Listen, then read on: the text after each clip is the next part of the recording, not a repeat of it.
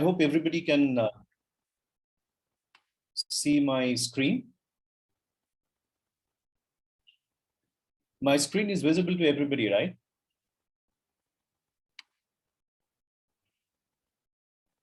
Yes, sir. Okay, thank you. So let me take a step back and try and go a little um, at the fundamental level that, what does it take to become a good entrepreneur or a successful entrepreneur? Why I want to do this piece before getting into the product side and the idea side is that even before you have an idea in your head, uh, there are certain traits which are very necessary for you to become an entrepreneur. Now, it's not a flip of a switch that today morning you suddenly get an idea which you think is a very good idea and you can convert it. People who tend to get ideas do tend to have certain traits, and there are only certain types of people, certain personalities who tend to become entrepreneurs, and there is a strong correlation between who you are as a person, what are your belief systems, and connected to whether you will be able to develop certain ideas and become an entrepreneur. So I thought it was important to know that first, that what does it take for you to uh, think like an entrepreneur, act like an entrepreneur, so when the ideas come, how to handle those ideas. So I have, in my experiences, I have taken out about 10 odd the traits which are important. I'll share each one of them and walk you through that piece. So the first is that you will have a certain plan, an idea, and when you think about that idea, when you start making the business plan, everything would look very hunky dory, especially on an Excel sheet. When you start making the numbers and the business plans, everything would look very good, and you will have the end game in sight. That's where the top half looks like. But in reality, it's actually very, very different. It's not a smooth ride. It's a very, very rough ride. It's full of challenges and crests and troughs. For example, startups like us, which went live in in 2019, never knew that within 6 to 8 months we will face something called COVID, and there would be lockdowns, and there would be businesses, the whole country shutting down. Right, there is no movement of goods, so nobody knew how to survive those months and those couple of years. There is no labor, there is no supply, there is no material. So how do you run a business? Now, these are completely unplanned. So that's what I wanted to show, that the reality is very different from what you plan. No matter how much you plan and how deep you plan, there would always be surprises in your journey. And there are only very few types of people who will be able to succeed and surpass those challenges and have the mental strength and ability to, keep going at it even when there is, in plain sight, there are no solutions available. So the bottom half of the picture shows that how difficult the journey would be before you can actually reach the same, goal post, and be mentally prepared for that. That there will be a lot of surprises. And this is what an entrepreneurial DNA looks like.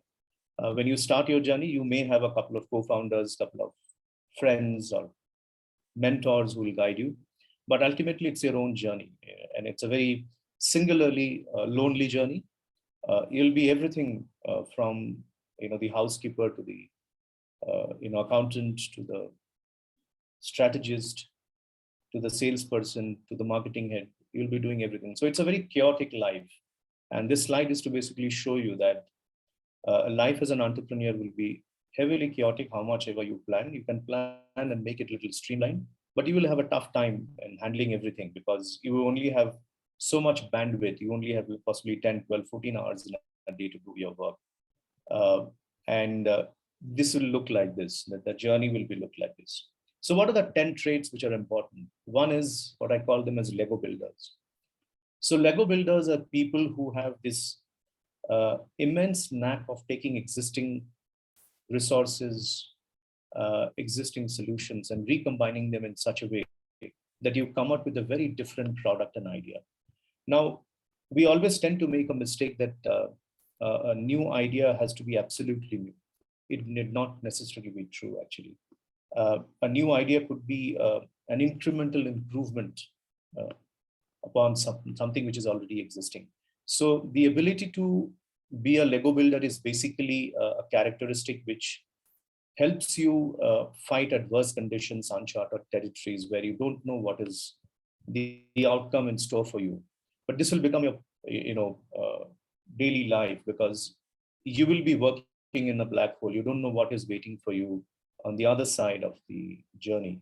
So Lego builders are people who have this extreme knack of be prepared for the adverse and the uncharted territory, and even if a slightest small solution is visible, have the ability to take it and convert it into something bigger.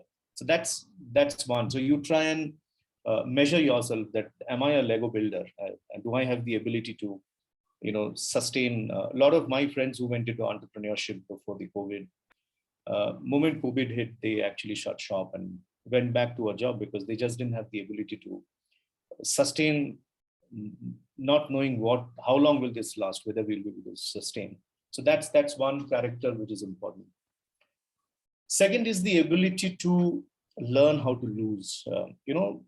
In academics, never teaches you how to lose. In academics, they always teach you how to be the best and be the winner.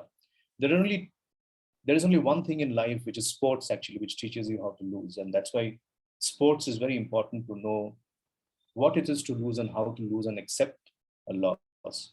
Entrepreneurship is like that. 9 out of 10 times you will lose. So you have to learn the ability to take a failure, take a loss, chin it up, and go again. Now, this should come naturally to you. You should not fear the risk of losing. Uh, your ability to see through the clutter is critically linked to your ability to sustain failure. When you sustain failure, not once, not twice, but repeated failures, then you will develop the ability to actually see through the clutter and look at the long-term vision. So this is another important aspect, that to become an entrepreneur, uh, to develop an idea, you first need to, lose. As I said, the winning idea doesn't come in the first attempt.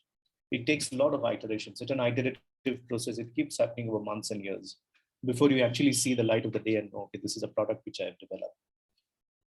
The third is, how do you embrace uncomfortability? Now, in your journey, it will be highly, highly uncomfortable. You will face situations which are very tough, not only just questions, but situations which are, unpalatable. But you should have the ability and the mental strength to accept those uncomfortability. Most of us who fail as entrepreneurs or people who develop good ideas walk away when we face uncomfortable situations. But successful people will actually take those uncomfortable situations in their stride and take the tough choices, take the tough questions, answer them, and get past that. So avoiding uncomfortable situations is not a good trait. Fourth is insecurity. I mean, I'm sure during your own school and other academic time, you have been told time and again that it is not good to have insecurity, that insecurity is bad. In my experience, it is very good to have, because insecurity actually removes complacency, and it actually helps you fuel your passion for constant improvement, because you know that if you don't do it, somebody else is going to do it and make you sidetrack. So it is perfectly all right to feel insecure and be a successful entrepreneur or be a visionary. If you don't feel insecure, then you are possibly on the wrong profession. Accepting mistakes. It's another important part that uh, most of us tend to deter when it comes to accepting our own mistakes. We have, as human beings, a lot of egos. One of the other thing you need to do is keep your egos aside and accept that, yes, there is a mistake has been made, because in your entrepreneurial journey, you will make plenty of mistakes. You can't even count them on your fingers and your hands. Uh, Knowing that you will make mistakes, it's better to accept when you make a mistake. But the most important thing is that when you make a mistake, learn how to not repeat the same mistake again, because that will be a problem. If you keep repeating mistakes, investors will desert you. You will not get funding. You will not be able to transfer your idea into a product. So make mistakes, because this helps you in your learning curve, and learn from them. This is one of my favorite part. There is no word called possibilist, but this is something which I believe in, that you have to have that immense sense of self-belief and self-confidence. There is a very thin line between overconfidence and an overdose of confidence. it's good to have an overdose of confidence, because when you face an unknown situation, even for a moment, if you start thinking or doubting yourself, you will never progress. So it is important to have that self-confidence to believe that I am going to make it. So possibilist is a person who has this ability to, create winning ideas out of challenges, out of adversities. That is very, very important to have. If you don't have that ability, then you will not progress uh, beyond your start. Uh, Many of you may not have worked in a working environment. When you start working, you will find two kind of bosses. One who is very common, and the common bosses would be the type who would be rather abusive in nature. They would always put you down in front of people. They may use bad words. They may use expletives. They would always be shouting at the team members. They would behave as if they are always right. Those kind of people uh, never make into great managers. They don't even become senior managers uh, or very senior resources in a company. And they never make good entrepreneurs. As an entrepreneur, if you want to have a good idea and convert, it has to be a team effort. When you are building a team, you need to be highly empathetic. You should know that there are people who are giving their blood, sweat, and tears along with you to create something new. In that journey, there will be a lot of frictions. There would be a lot of, situations which are not conducive. But then you, as a head of the team, you should be empathetic. You should have empathy for the people working with you. You should be a great team manager, because you should know that you alone cannot make it happen. So this is one important aspect, that to become a good people manager, to empower people working with you, uh, is an important part. Eight, that you are a hustler. Now, when you're an entrepreneur, when you don't have money, when you're bootstrapping your idea, you may have only 50,000 rupees. Now, how do you launch a product and market it? Because when you go to an investor, investor will say that, look, you first test the product in the market. Show me that there are 20 people utilizing it or using it and paying you money. Now, to do that, it's a chicken and egg story. To do that, you need money, but you don't have the money. So what do? You start hustling. When I say hustling, I don't mean that you break the laws, but there is a fine line between breaking the law and working with the law, right? So there will be a lot of situations. For example, you don't have the marketing budget, right, to do certain things, but you can always go and hustle with a marketing company, saying that, look, this is my product and this is what I want to do. I can't pay you more than what I have, but I can do a deal where I'll pay you later when I raise the money, and here are my 1% stock ESOPs for you to do that. But I'm saying, so that is how called hustling. So how do you find out a solution from a most adverse situation, being persistent, and this needs a lot of self belief, that that mind over matter is very, very important. So learn how to hustle, because that will be part of your life.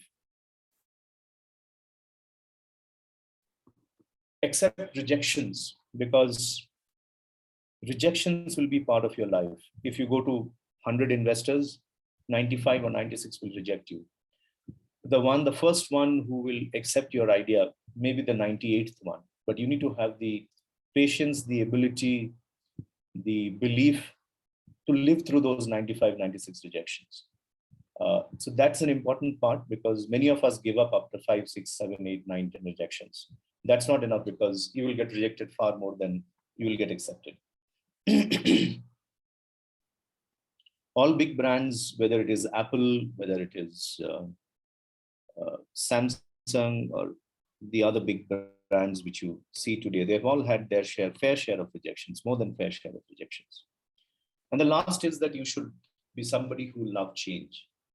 If you are not somebody, uh, or if you are somebody who doesn't like change, doesn't like wholesome changes, and love the status quo, then you're not fit to, or you're not cut out to be somebody who can drive an idea into a product.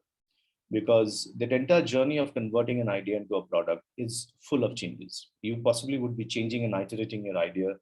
What we call in our language is called pivoting, possibly half a dozen times. So you should know how to embrace change, and you should be comfortable accepting changes. So these are the 10 traits which I believe are critical parts of someone who can develop a good idea. As I said in my first opening slide, that it just doesn't happen that you suddenly develop a great idea if you do not have almost all of these traits. It's not necessary that you need to have all the traits, but you must have a large number of these traits for your brain to work and come up with a good idea. So let's say now you have known yourself that what kind of a person you are and whether you fit into the entrepreneurship world, you will have the answer. If that works at the back end of your head and you have developed an idea, then how do you convert that idea in your head into a product in the market which is acceptable? So of course, as I said, the idea has to be a breakthrough idea, which means that either it's a fresh idea, it could be a product idea, it could be a service idea, or it could be just an incremental benefit from what you are already available in the marketplace. Let's take the example of television, right? As a product, it is available for the last 40, 50 years. But smart televisions only happened 5 years ago, 4 years ago. So that is a development, an incremental development of an existing product. Smartphones, for example, phones were available since 95 in India, 96 in India. But smartphones came only in, the beginning of the last decade. So that is also an incremental idea of an existing product solution.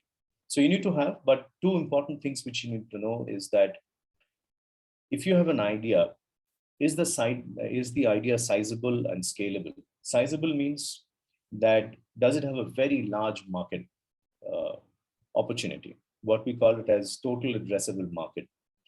For example, let's say smartphone market in India today. It's possibly 200 million pieces of smartphones getting sold, annually and globally. So that's a large market. That's a sizable market. Whereas if you look at feature phones, the button phones, the size of the button phone market is very, very limited today. 20 years ago, it would have been the reverse, but today the market size of normal phones, non-smartphones are very limited. So it's not a sizable market. The second is scalable. That can you scale the idea to capture a large part of that market share? So can you, for example, become a 100 crore company in 5 years' time? Can you become a 1,000 crore company in 7 to 8 years' time? So that's what the idea. So any idea which you have should critically meet these two important parts. Is it sizable? Is it scalable? Because if it is not sizable, if it is not scalable, no investor is going to put their money into your idea. The second part is that you will be always excited about your own idea because it has come from your own head. It is your idea. But when you start sharing the idea with 10 other people, what you need to gauge is that does the idea excite others as well? May not be as much as you are excited, but at least are they getting excited about the idea? And that will give you a feel of your idea, that how strong or not so strong the idea is. If you do a testing of the idea across 50 different people and 40 of them do not know how to react, then it tells you that you need to get back to the drawing board. There is something seriously wrong with that idea. So that's another important metric to actually check that whether the idea is exciting or not. Second is the market. The question is then comes, if you have an idea, a lot of people have liked your idea, maybe 2-3 of them have said that, look, we will back you with our initial capital. Some people have said we would like to partner you in the idea. Then the question comes, is the idea local idea or is it a global idea? Can you launch only in one geography or can you launch in multiple geographies at the same point in time? Is it an idea which can connect the rest of the world in similar vein? Or is it an idea which is very topical in nature, right? So that will tell you that how big the idea can be, right? What will be the levels of market acceptance? For example, many ideas which are working in one particular region may not work in another region, right? Now, and there is some inherent cultural issues why it works like that way. For example, Vastu is such an important factor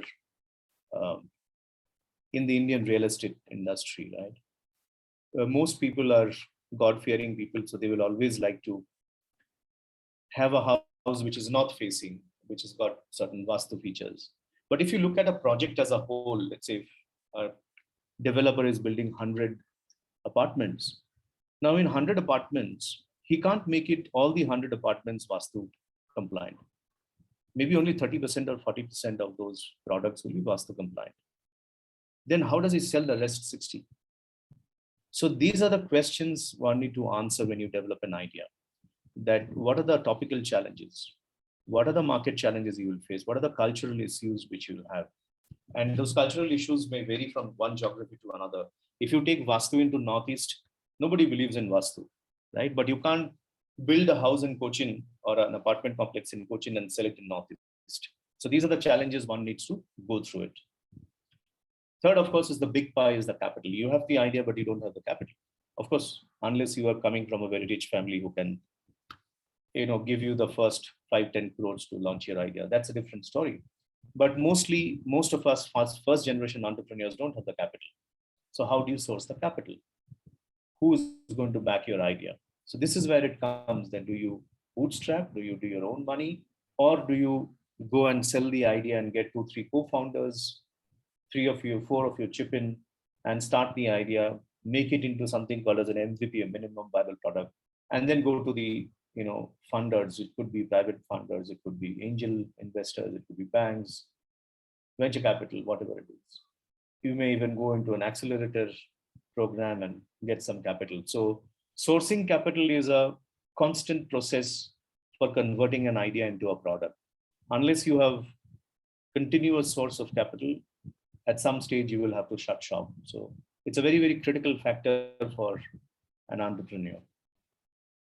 Fourth is a macroeconomic environment that includes your legal environment, the regulatory, the taxation issues, political stability, policy framework in the country. For example, look what is happening with the cryptos today in India.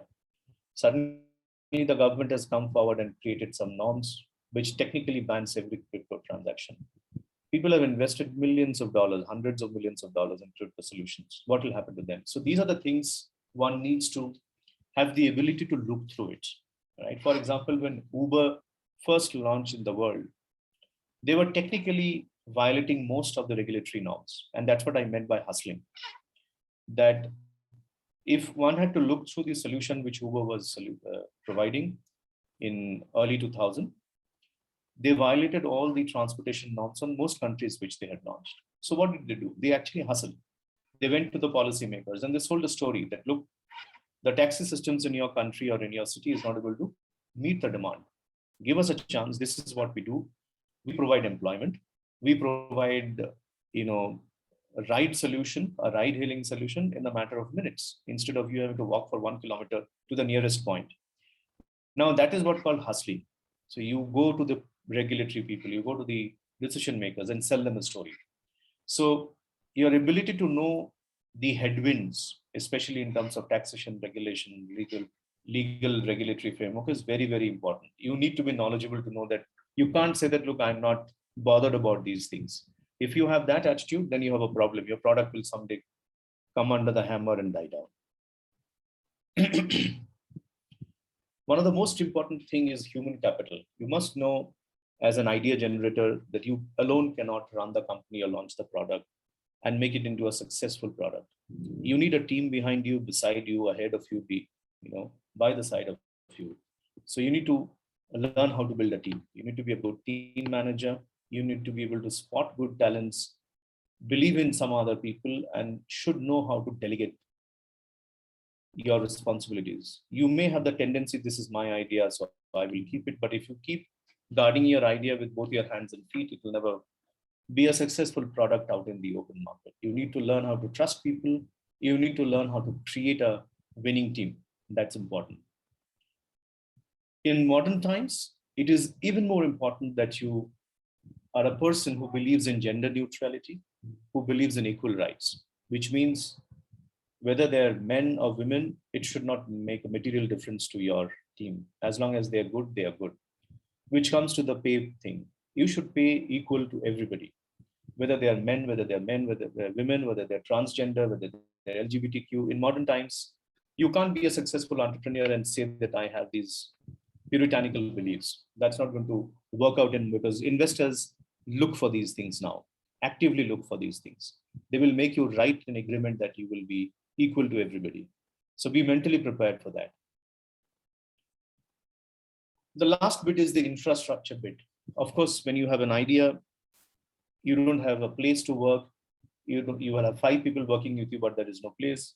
In olden times, people used to take garages. That's the story of Apple and many others, that they went into garage and stuff. But in modern times, it doesn't work like that. So what has happened? Every good country which encourages people to come up with good ideas, launch new products, there are inherent infrastructure been built in. These are called accelerator centers or innovation centers. They provide you with high-speed internet, broadband internet, office space, AC, access to secretarial services, uh, all the other rigmarole. So you pay a very little money to go and access these facilities which you need. So ready-made solutions are available today to work out. So you have done the second part of it, which is basically to start building these 6 things that you should. Once you have an idea, you need to start thinking about the market, where you want to launch it. How do you source the capital to launch the idea? What are the macroeconomic factors which may affect your product over a period of time? How do you build a team? You need to start building a team, and where you want to operate out of. So these are the fundamental aspects of start making it. Then comes the main journey, that in the startup journey, once you have had all these, how do you then start converting the idea into a product? That's the piece which I'm going to devote some time. The first thing is you need to start to learn how to cross the zones from comfort to a growth zone. People who are in the comfort zone are people who are very happy to be working in a company, earning their salaries every month at the end of the day, and be happy. Next comes the fear zone. When you're well settled in a job, in your head, these questions will come. Should I take the jump now? What if I fail? Right? You may be married, you may have kids at that point in time. What will happen to the family? So that's the zone of fear, right? As I said, if you have majority of those 10 personality traits, you will possibly jump this fear zone. If you do not have many of those traits, you will possibly continue to stay here. And then comes the learning zone, that, as I said, you will make a lot of mistakes in your journey of an entrepreneur or an idea. And you need to learn how to change the idea and chisel it into finer aspects and pivot it into different solutions. When we launched our product 4 years ago, we thought giving discount, if we aggregate the demand and give price discovery or discount, it will be enough. But soon enough, we realized that it is not going to work out, that people need money to buy products. So we had to pivot completely and change the idea into a fintech solution. So that's the learning zone. You need to know how to change your product based on the market demand. Ultimately, you are serving the demand of the market. And then, of course, if you cross this zone, you will see the growth zone, which is the success zone, which is where your Ola, Uber, Byju's are all operating here, because they have crossed that zone. They have pivoted several times. They have created new products, and they are seeing success. So that's called the crossing of the zones.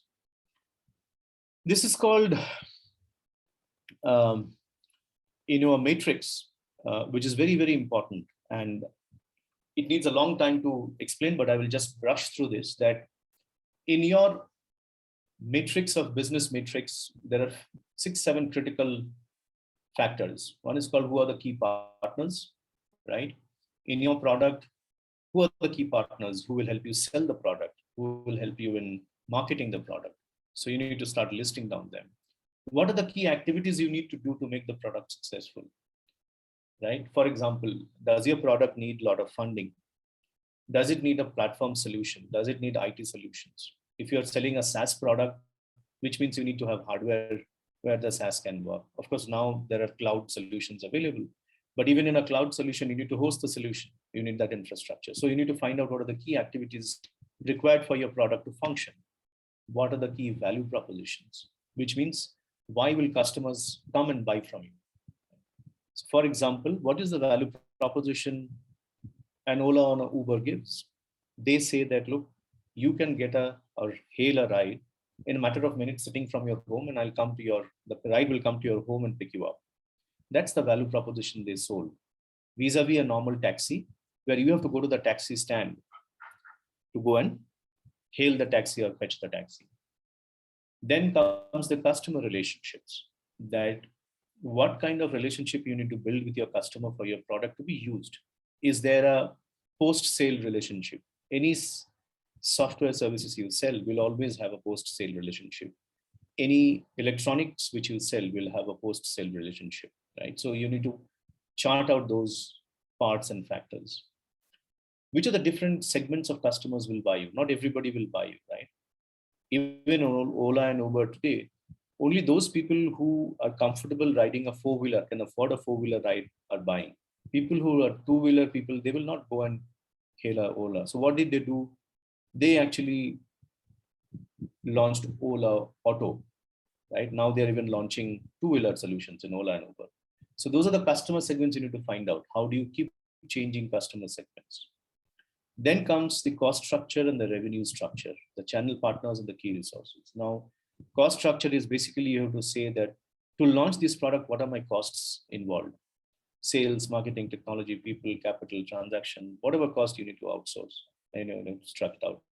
And then what are the margins you will make out of it? If you actually create this business matrix for your idea, then you have the first blueprint of that idea, that how, looking at this blueprint, you can actually tell whether the product is going to be successful or not.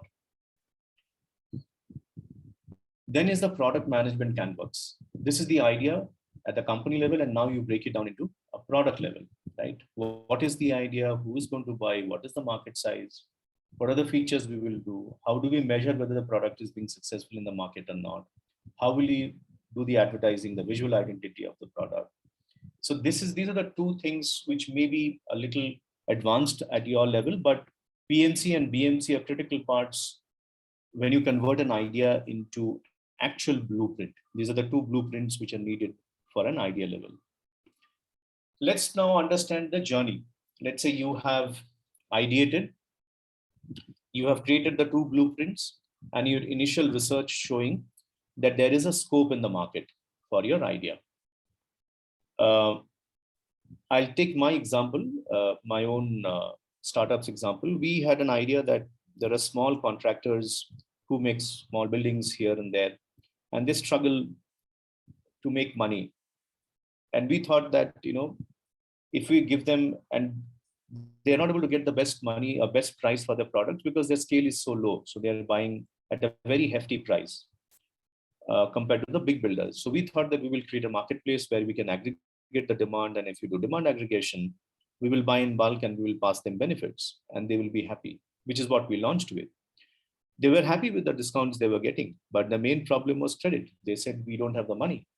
So at that stage, at that blueprint stage, we had to go back to the drawing board and reiterate the product and pivot around how do you make them get funds from the marketplace. First, get them funding, and then they can use the funding to buy materials.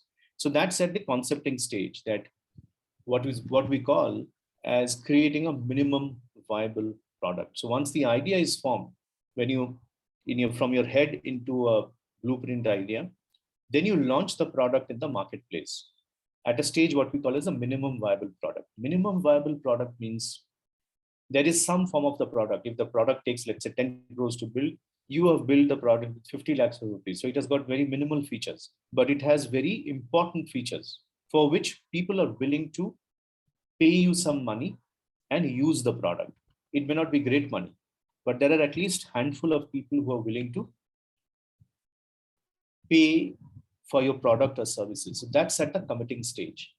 So that is a stage where your idea is starting to get validated. You have an idea, you have launched the idea with a minimum viable product, and then you start working on the product, trying to sell the product, make revenue. That tells you that whether your idea is acceptable to the market or not. At this stage, of course, you need more money, because as you start validating, a lot of new features keep coming out, a lot of new questions keep coming about the product, and you need to keep iterating. At that stage, you need proper funding, which is basically what we call as the seed stage funding or the angel stage funding. That is where you need to go back to funders and present your idea saying that this was the idea, this is what we did, and these are the tractions in the market, this is how the market is responding. And these are called as the early backers. So they believe that, okay, there is a market, there is a problem in the market, the product is solving the problem with a new solution, and the solution has had some kind of validation in the marketplace in terms of paid revenue.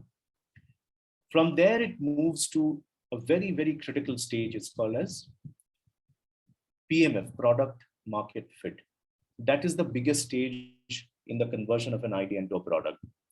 A product market fit stage can last from anything between 1 year to 4, 5, 6 years. And I'll give you some examples in my later slides. That PMF is a continuous process. It keeps happening. You need to keep iterating. A PMF is basically where there are enough number of people who are willing to pay for your product or services. And by the revenue which you earn, the product becomes self-sustaining, which means you no longer need funding to sustain the product. You may need funding to run the company, but the product doesn't need any more funding to sustain. Product can run on its own. So that's the second stage of validation, which is called as a product market fit. Then comes the last two stages, which is scaling and establishing, right?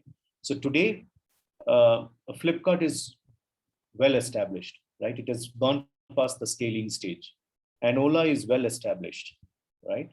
But there are a lot of new fintech companies which have launched in the last 2 years.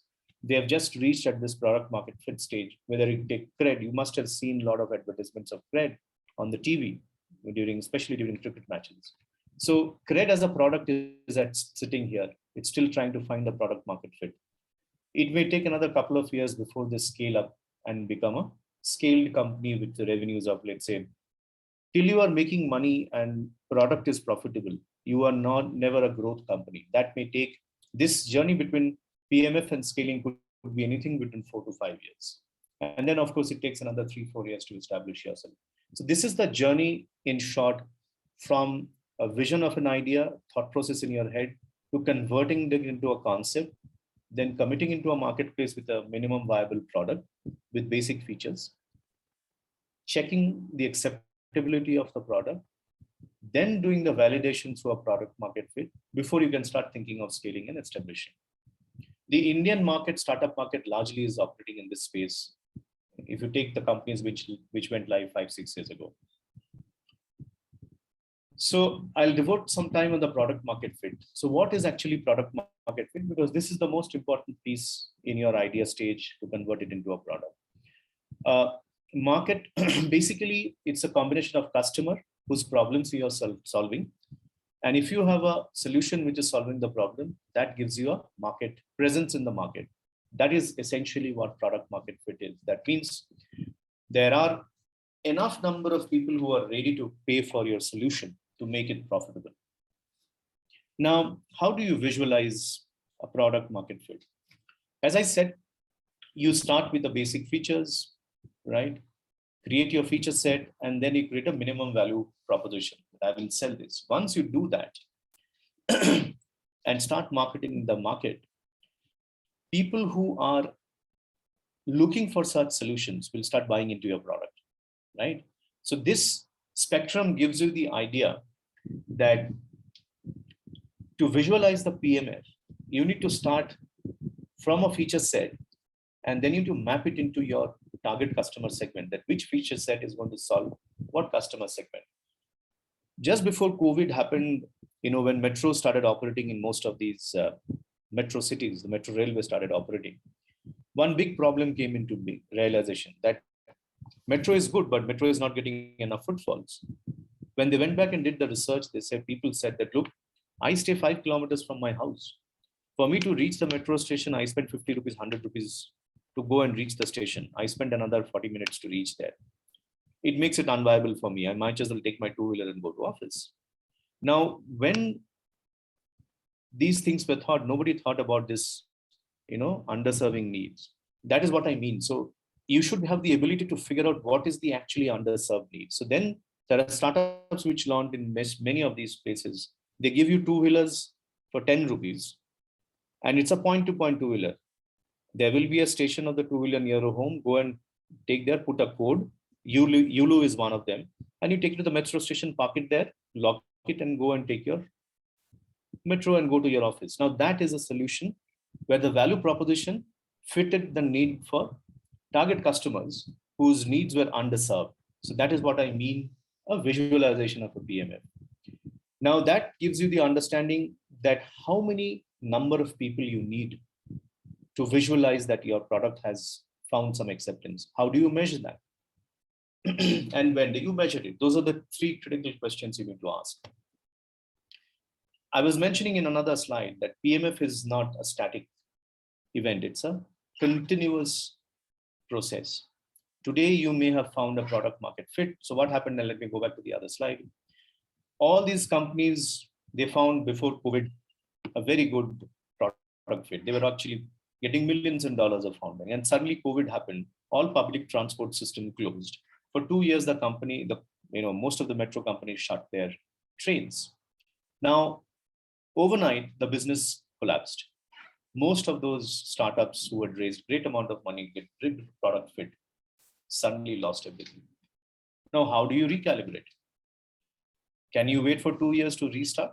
The answer is no. So then what do you do with your product? So those are the questions which comes here, that it's a dynamic thing in nature, that you may have a value proposition today, but if something happens at a macroeconomic level or some competition comes, right, a new competitor comes in, then that value proposition completely goes out the window. Then you have to think of a new value proposition. Or somebody comes and offers a new pricing. This is what happened when Jio launched mobile phones in India. Before that, all of us used to pay 2 rupees, 3 rupees per minute. Jio came at 50 paisa. So if that new pricing changed the ballgame of mobile phone acceptance completely. So everybody had to go back to the drawing board and start finding out new value propositions. So product market fit is actually a continuous process during the lifetime of the product. It can change because of new market features, new product features, new competitors, new, macroeconomic situations. So you need to constantly find new equilibrium for your product idea through PMF stages. Let's take some examples, right? That will give you some better idea in that. Let me launch this. I hope all of you are able to see my video.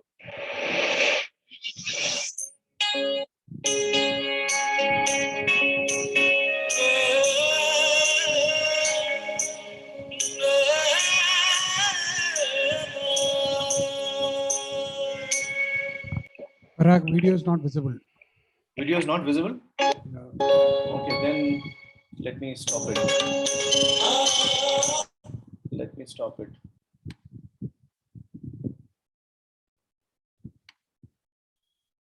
One minute.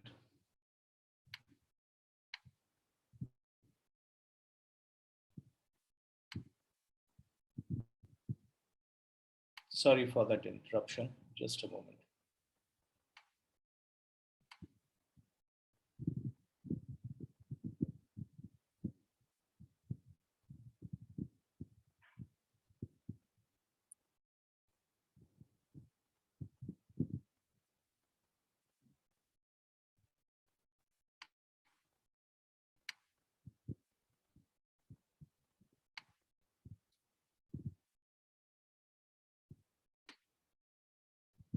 Yeah.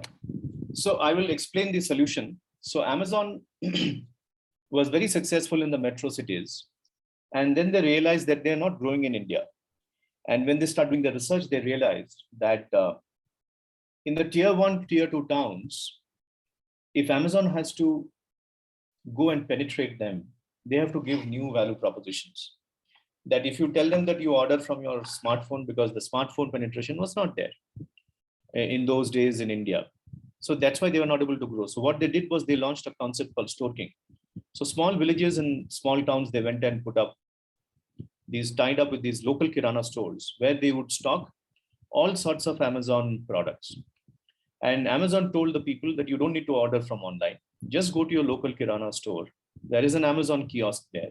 You choose what you want, right? The moment you choose, the payment will be collected by the storekeeper and the material will be delivered to your home. Or if you want, you can pick up from your So it's a hybrid solution. It's an online to offline solution that they gave.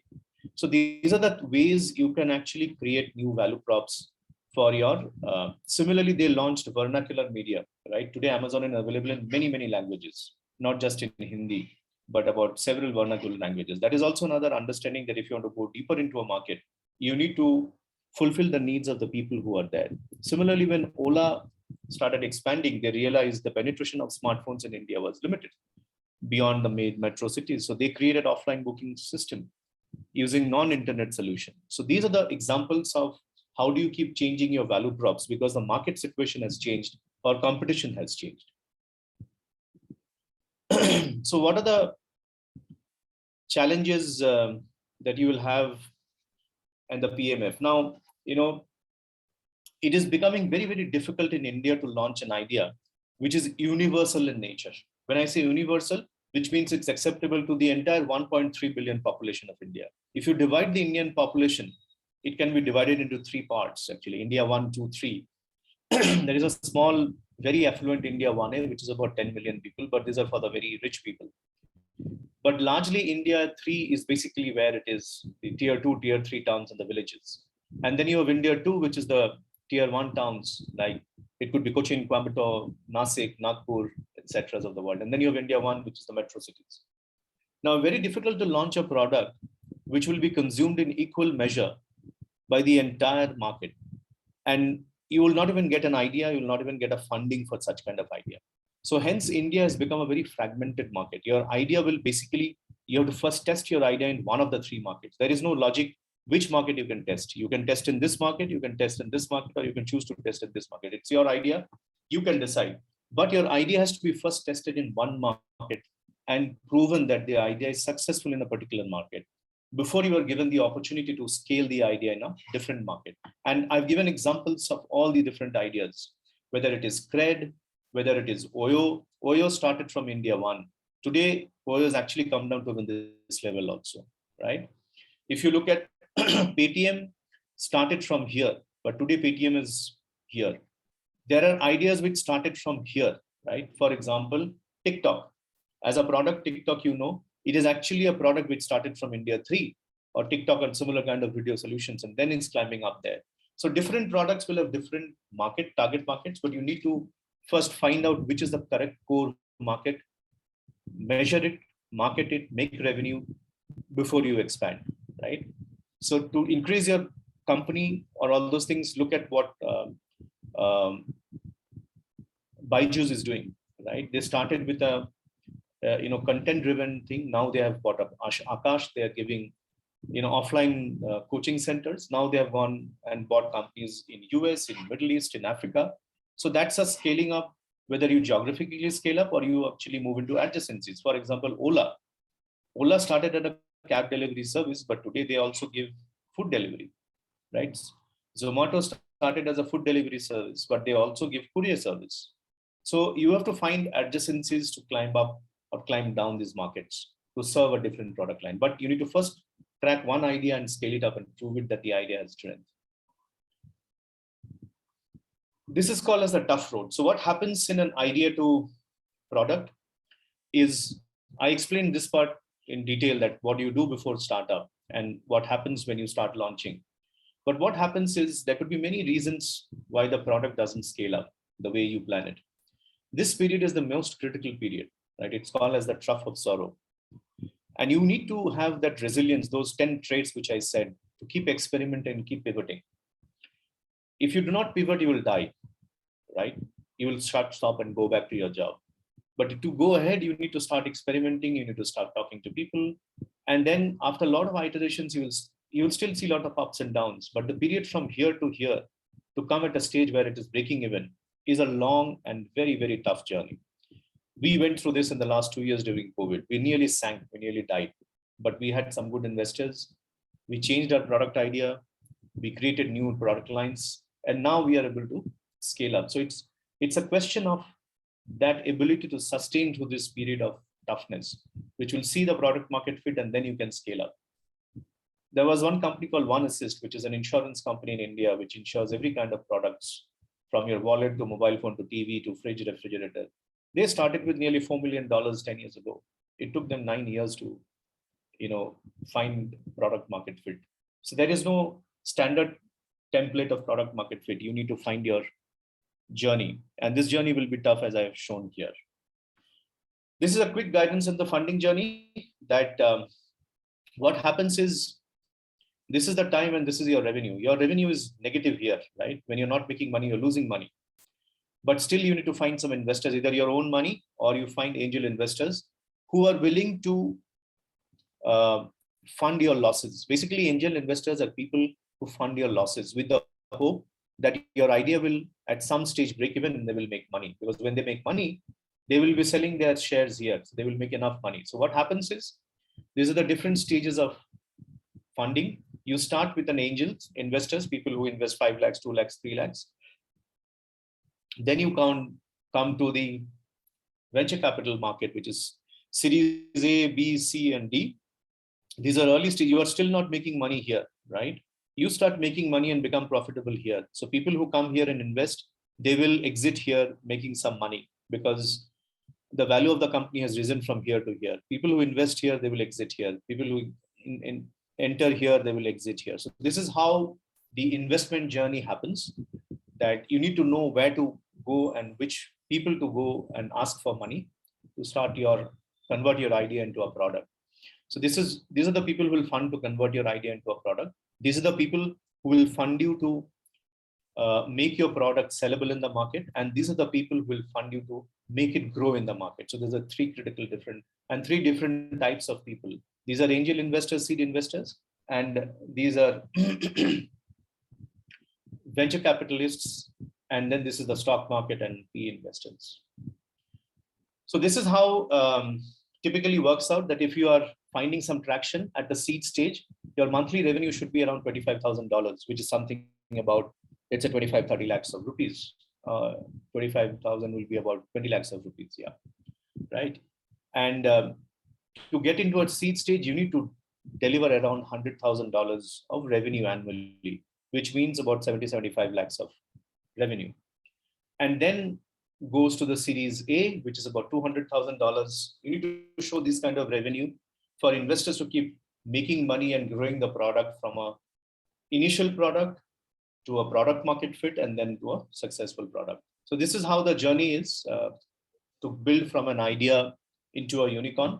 It takes a long time, on an average 5 to 7 years, sometimes even 10 years. But this is what the journey for converting an idea into a product. I think that's the end of my presentation. Thank you. And I'm open to taking questions.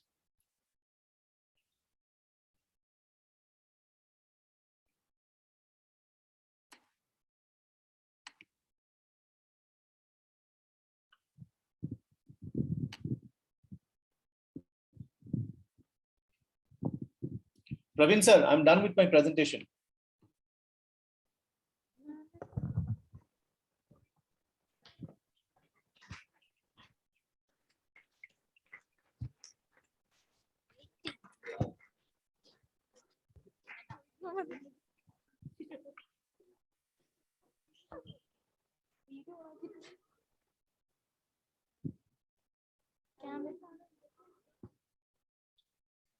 Sir, I want to ask, how did you manage your business during the pandemic time? There was a lot of startups and were not able to fulfill their business objectives. So how did you manage? See, our idea operates in the real estate segment. So obviously, the moment lockdown happened, everything stopped, right? For a good more than a year and a half because of lockdown. So obviously, there was no sale. So we had to, of course, downsize quickly the team to ensure that the cost comes down. So the overhead costs has to come down. We gave up our office. We started operating remotely. So the idea was, whatever money was there, to save it so that we can use it to grow once the lockdown gets lifted. But more importantly, what we did during the lockdown is we had ample time to go and meet people and sell our idea. So what happened was, we were able to build up a nice sales pipeline. Though we didn't make sales, we had actually built up a very robust, about 100 crores of sales pipeline. And that, when things opened up when we went to our investors and showed that this is the pipeline and these are the contracts we have signed, that kind of changed the ballgame. So as I said, you need to find out ways and means to find, how to survive these kind of tough situations. So one learning is that we survived without any sales for good 8-9 months, but we were able to sign contracts which told my investors that, look, there are contracts which will go live as and when the situation opens. So that then there is a belief in the investors' head or mind that, look, this is a company we should back because they have done the hard yards to get the contract signed. So that's how we survived actually.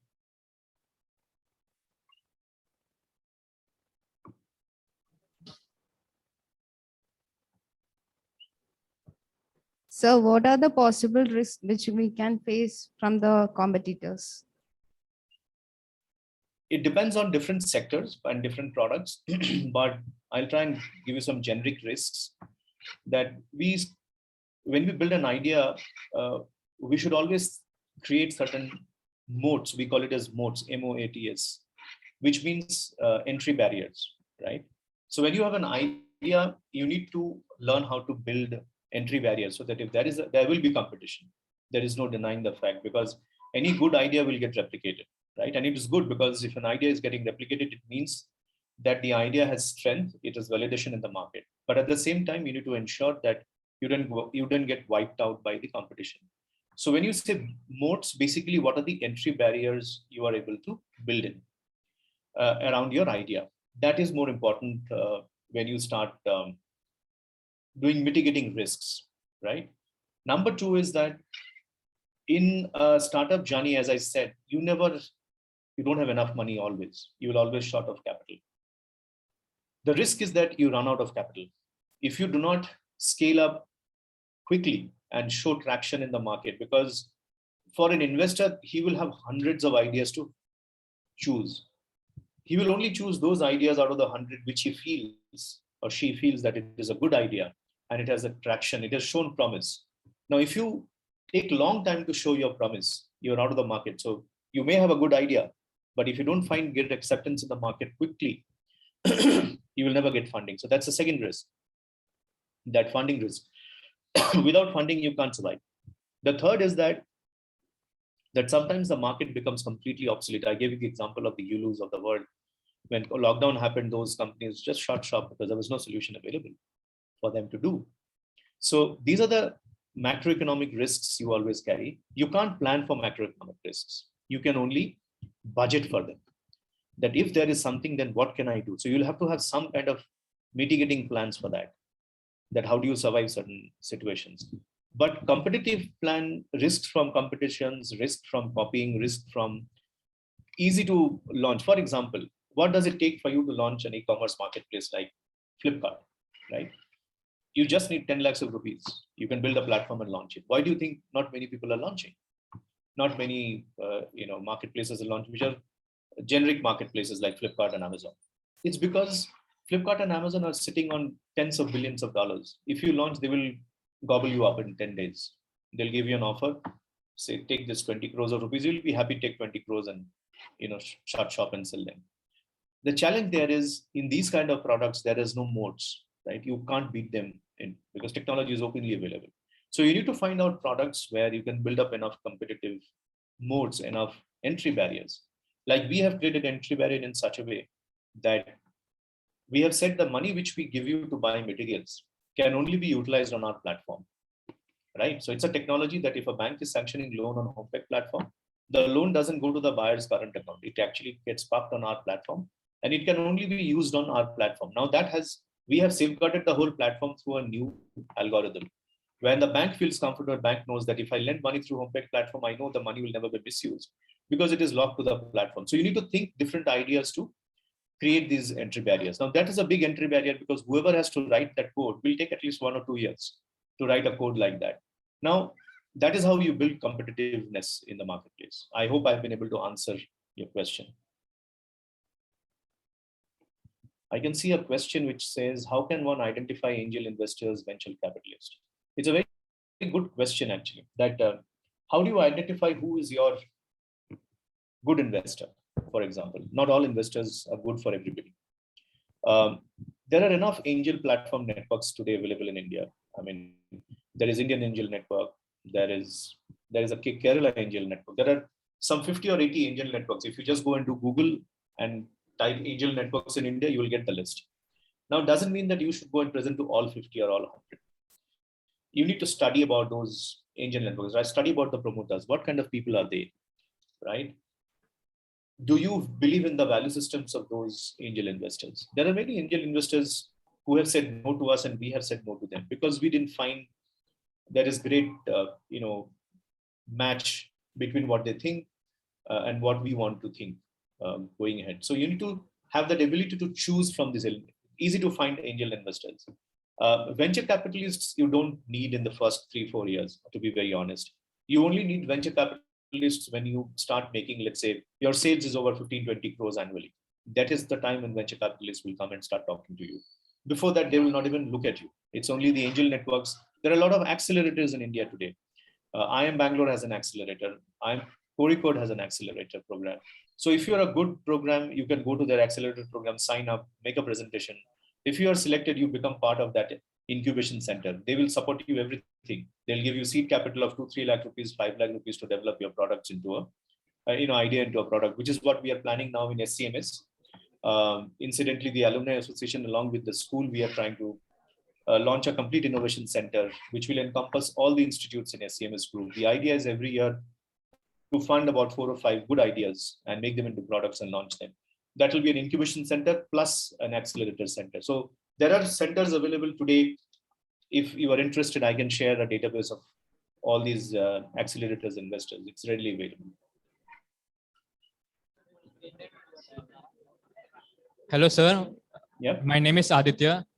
Hi, So Aditya. you talked about understand the market before we enter our product or a company. So now if we're talking about the current situation of India, we are facing inflation and the possibility of recession within a year is also possible. So as an entrepreneur, how should I be prepared before I launch my product in my market? So, interestingly, despite the inflation, despite the flight of capital, which has happened in India in the last 7-8 months, it has affected actually the Series C, D kind of funding, which are funding of 100 million, 50 million, $60 million. All the small funding, 5 crores, 10 crores, 2 crores, is not affected at all, despite the inflation and despite. So what I'm trying to tell you is that if you are in a absolutely start stage, when you have an idea and you are trying to convert that idea into a product, things like recession and all those won't make much difference because nobody knows, not even the investors know, not you know how the product is going to market. What will impact is what kind of idea is that and whether it operates in a B2C segment or a B2B segment. For example, if you are an idea where it's a B2C product, which business to customer, so you're directly dealing with customer, right? So for example, if you have an idea of like, let's say these food services, food fulfilling services, right? Your Zomatos of the world and etc. Now, will inflation affect them? The answer is possibly no, right? Because what is the price you are paying to Zomato or a Swiggy? You are paying per order 40 rupees, 45 rupees, 50 rupees. It's not going to make much difference, right? People who buy in Zomato or Swiggy, they have enough disposable income to cover for the inflation, cost of inflation. But if you are looking at a product which is targeting the bottom of the pyramid, economic pyramid in India, people who earn, let's say, 10,000 rupees a month or 15,000 rupees a month, then your inflation will play a role in your product idea. So you have to first decide what is the idea, what customer segment is it catering to. As long as I showed you that graph, India 1, 2, 3, right? If you're India 1 and 2, your product idea won't get much affected by macroeconomic pressures or inflation pressures. But if you're in India 3, it might get, especially if it's a B2C product, it will get affected. But if it's a B2B product, again, it will not get affected because in B2B, the operational system is very different than B2C. Inflation doesn't play much role there. For example, I'll give you, if you're a contractor, if you've got a contract to do a commercial building in a city, now the developer who is giving you the contract, despite of inflation, he still has to finish it and sell it because his only way to get out of this problem is to finish the product and sell the product in the market. So he will actually push you to deliver it on time or before time or maybe marginally later in time, but it will not get shelved, right? So that's how it will work. It depends on the market segment. It depends on the product segment. It depends on the consumer segment.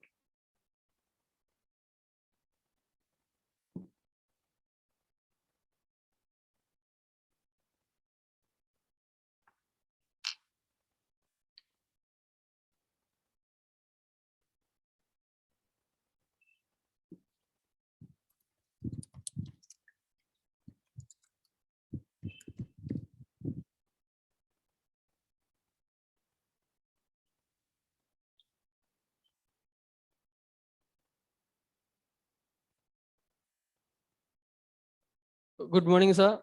My question is that suppose if you are in front of an investors panel, how would you convince the investors to invest in your product? So,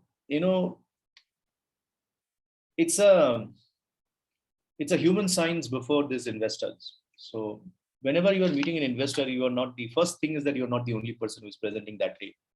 They have possibly asked 10 guys to present. So you need to gauge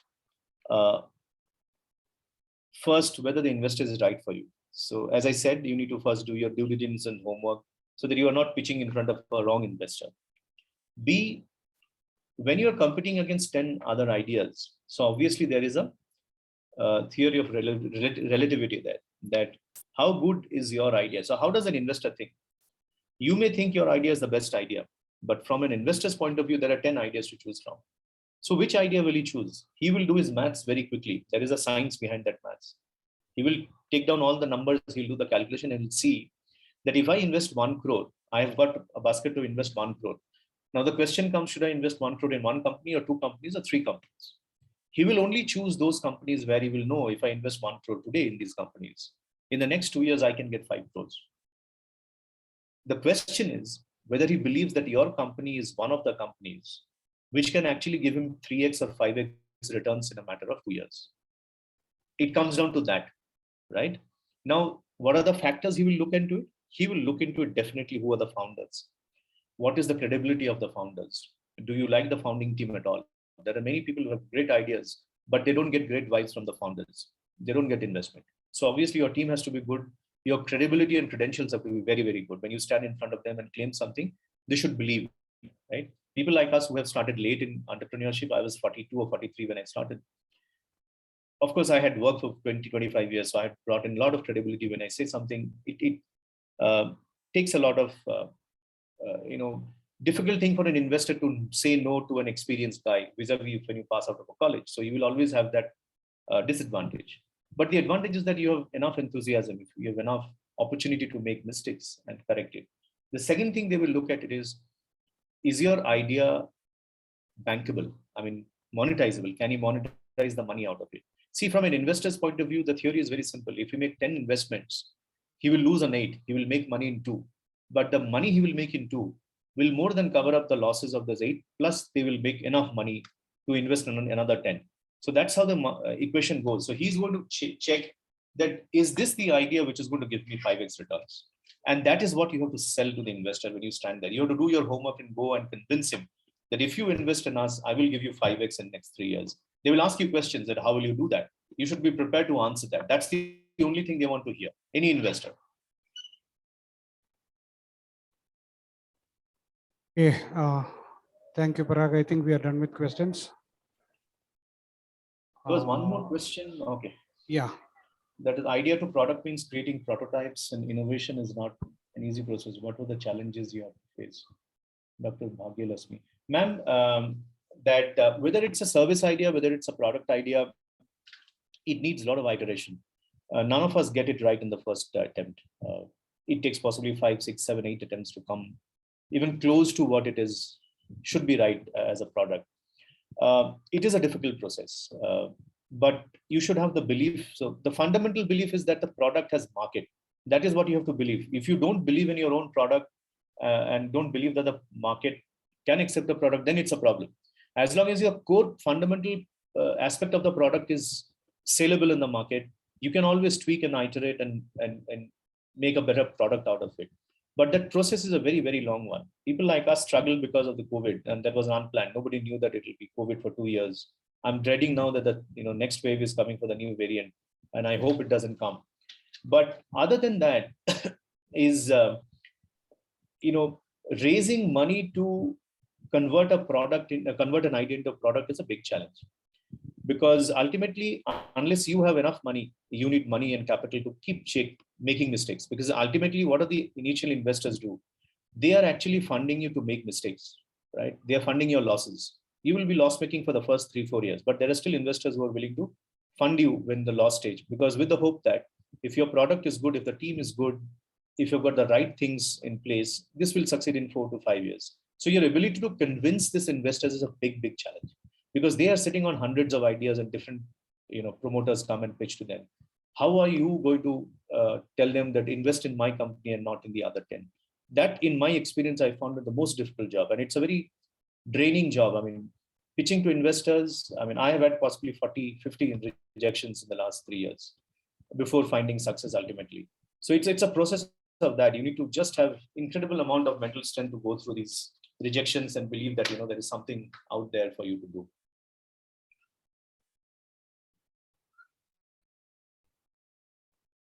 Okay, Parag. Thank you so much. Yeah, thank you so much. And I would like to mention to the audience that Parag is an alumni of SCMS also. I don't remember the batch. Which was the batch, Parag? 97. 97 batch. So Paleolithic age. yeah. So thank you very much for sparing your time. And to the audience, please fill in the feedback link provided. And definitely we'll be sharing the video links of these talks on the email ID provided in the feedback link. So once again, thank you so much, Parag, for Thank you sparing so your much. time. Yeah, thank you. Right, bye. Thank you.